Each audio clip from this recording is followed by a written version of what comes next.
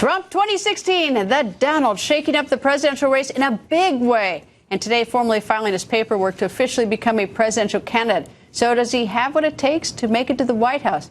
Presidential candidate going on the record just hours ago. Joins us. Good evening, Donald. Hello, Greta.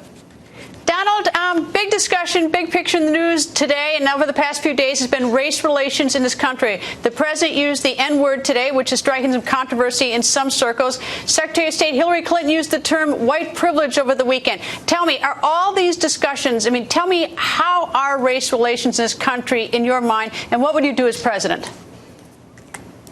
Well, it's always going to be a big topic. There's no question about it. And you would have thought with an African-American president, if at a minimum you would have thought that he would have been a cheerleader for the country. And frankly, it would have been a lot better. But it hasn't worked out very well. It's probably as bad as it's ever been. So it is a big problem.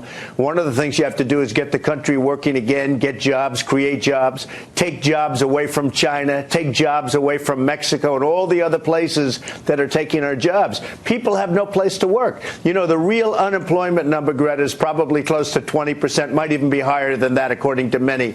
And we have to create places and jobs. If we don't do that, it's going to be a very, very long couple of years, that I can tell you, and beyond. So you think that the deep wounds that have historically been in this country are healed with more jobs? Well, it's going to help. You need lots of things. You need family, you need jobs, you need education. But jobs is something we can really do something about quickly. We have to take the jobs away from other countries that are making our product. They're taking our money, and they are, in fact, taking our jobs. Whether we like it or not, whether people want to talk about it or not, you look at what's going on in Japan and China and so many other places. You look at the manufacturing that's going on. We're not doing it. They're doing it. All right, let me talk about a little bit about jobs. One, the Trade Promotion Authority, and you have tweeted this. That's the Trade Promotion Authority is pending in the U.S. Senate. It says the Senate must not pass TPA. Any senator who votes for it is disqualified for being president of the United States. Protect the American worker and manufacturer. Now, a lot of Republicans and, of course, the president, this sort of bipartisan, want the TPA. Why do you see this as a disqualifier for any senator who votes for it?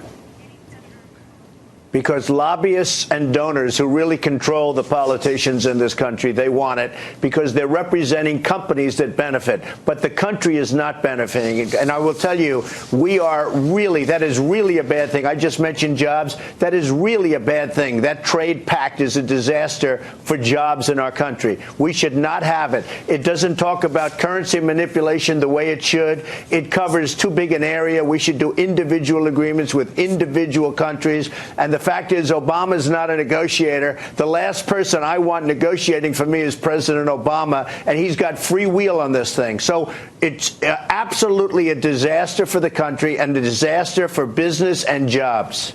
So it's official. You're in 100%. Which will be very disappointing to a lot of people that are all talk and no action, the politicians. You know, there's a whole big thing out there.